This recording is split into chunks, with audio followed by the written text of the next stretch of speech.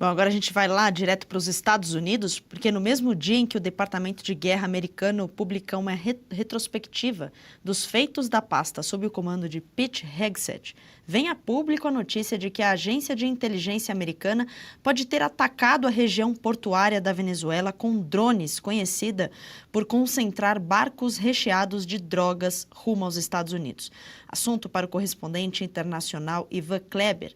Podemos afirmar, então, que o governo Trump foi do discurso à prática, Ivan, no combate aos narcoterroristas do Trem de Araguá? Seja bem-vindo. Boa tarde. Boa tarde, Tawane. Uma saudação especial a você e a toda a audiência que nos acompanha no Jornal da Oeste, segunda edição. Olha, é muito interessante a pergunta que você traz, mas eu, neste momento, estou aconselhando a cautela. Eu acredito que as ações que nós vimos no Caribe nos últimos 2 meses, mais precisamente da primeira semana de setembro para cá, e agora esta ação confirmada pela mídia americana e pelo presidente americano também, ela indica um início, uma pressão em cima dos cartéis e do regime do Nicolás Maduro. Agora, existe também uma pressão interna dentro dos Estados Unidos para que se faça mais. Essa pressão vem da base latina que apoiou o presidente Trump na sua eleição de 2024, tanto congressistas quanto eleitores mesmos, né, mesmo latinos que desejam, anseiam por uma ação mais efetiva que leve à queda do regime de Nicolás Maduro. Todas essas ações, elas são extremamente importantes. A gente já vê aí uma consequência disso, não só contra os narcoterroristas, mas também contra os navios petroleiros sancionados pelos Estados Unidos, né? Essas abordagens, elas estrangulam financeiramente tanto o regime venezuelano quanto o regime cubano, mas não é o suficiente para derrubar o regime. Obviamente, Cuba está aí, né? Quantas sanções já foram aplicadas a Cuba, quantos embargos, enfim, desde a final da década de 50, e o regime cubano se sustenta. Então, essas ações são importantes, mas não são o que vão derrubar o regime de Nicolás Maduro.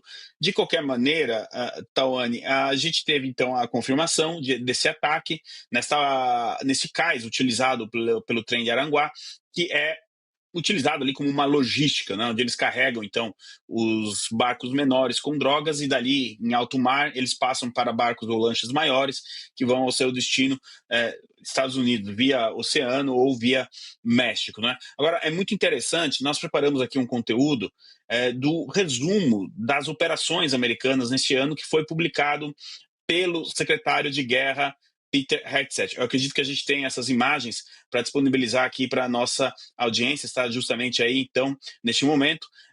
Ele fez um resumo, né, de toda a operação da Secretaria de Guerra. Ele começa ali justamente trazendo a mudança, que era Secretaria de Defesa e passou a chamar-se Secretaria de Guerra, como era antes da Segunda Guerra Mundial, né?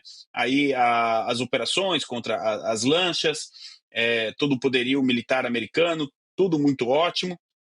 Ele está falando ali da reconstrução, não é, do poder naval americano, que foi anunciado recentemente, uma parceria do governo com empresas para reconstruir esse setor naval dos Estados Unidos. Uma das decisões mais importantes, na minha opinião, em termos internos do Exército dos Estados Unidos, foi também o afastamento da agenda woke.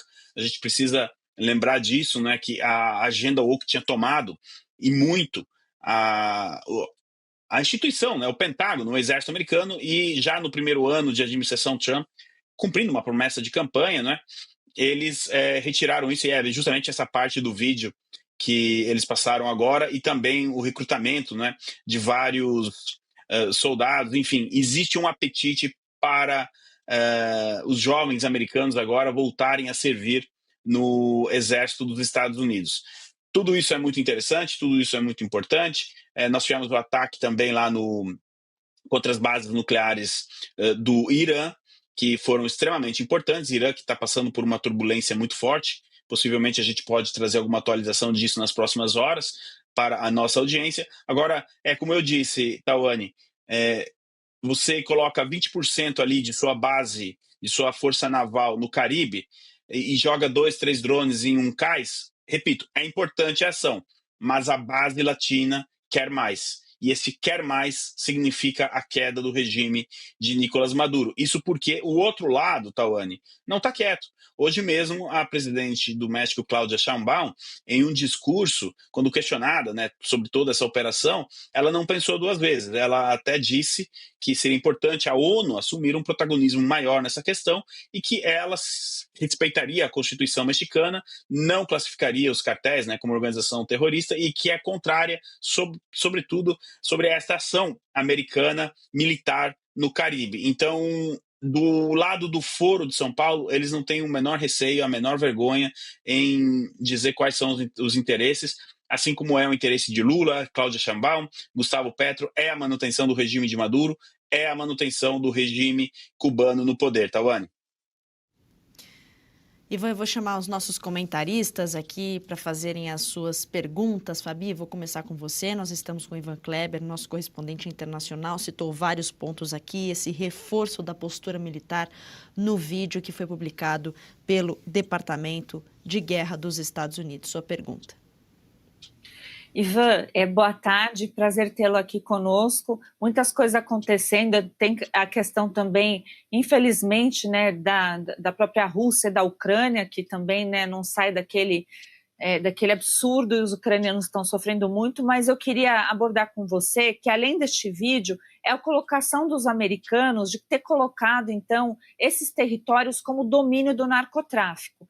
Eu vejo, você me corrija se eu estiver errada, que é para enfrentar problemas americanos internos, então como justificar? Então não é uma ação militar propriamente dita, mas é uma ação que combate aos narcotraficantes, que tem aquela história que é real, que as drogas chegam aos americanos e corrompem a sociedade por dentro. Isso não é uma desculpa, é uma realidade americana e muito triste. Mas também, na minha opinião, serve para inibir os apoios, ao menos para os holofotes da Rússia e da China. Você concorda com essa visão, que eles colocando nesse aspecto sobre narcotráfico dificulta que Rússia e China apoiem deliberadamente o regime de Maduro?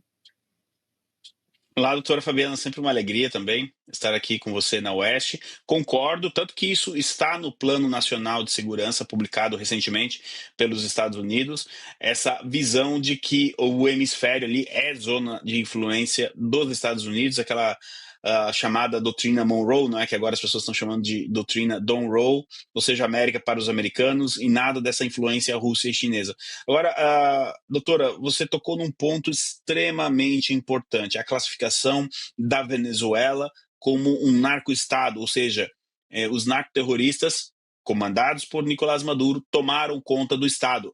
Essa declaração foi feita várias vezes por Marco Rubio, secretário de Estado dos Estados Unidos. Não à toa nós temos aí, né, uma recompensa de $50 milhões por informações que levem à captura do Nicolás Maduro.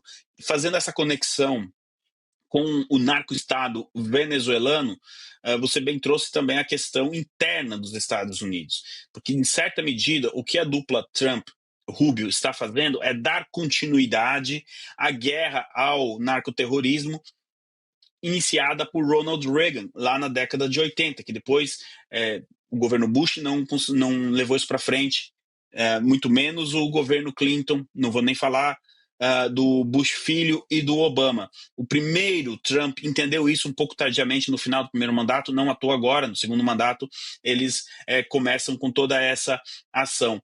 Existe um entendimento, doutora Fabiana, que não dá mais o consumo de drogas, a questão interna, você já não consegue mais resolver internamente, é como enxugar gelo. É necessário ir na raiz do problema. E segundo a leitura da administração Trump, a raiz do problema, ela passa por Caracas e Havana e adjacências. Por adjacências aí, a gente entende o Foro de São Paulo, as conexões com a Colômbia, agora o governo de Honduras trocou, extremamente importante a vitória da direita lá. A grande incógnita é como o governo Trump vai lidar com essa questão com o Brasil. Será que o governo Trump vai realmente acreditar que o governo Lula vai combater o narcotráfico dentro do Brasil? Essa é a grande pergunta nesse contexto todo que fica para 2026. eu espero que, para um lado ou para o outro, a resposta venha o quanto antes, porque é preponderante para os planos, então, aí da administração Trump, do Marco Rubio, essa conexão com o Brasil. A gente vê uma política alinhada em todos os outros países do Caribe, da América do Sul, parcerias com o Paraguai, inclusive, que prevêem, né, o envio de tropas americanas para o Paraguai, justamente para combater o narcoterrorismo. A parceria com o Milei, então, nem se fala. O Brasil realmente é um ponto de interrogação bem grande nesse contexto, mas eu acredito que já no primeiro trimestre de 2026 a gente tenha respostas para esses meus questionamentos. Tawane, devolvo para você. Gostou do conteúdo que viu por aqui no canal da Revista Oeste? Compartilhe e deixe o seu like.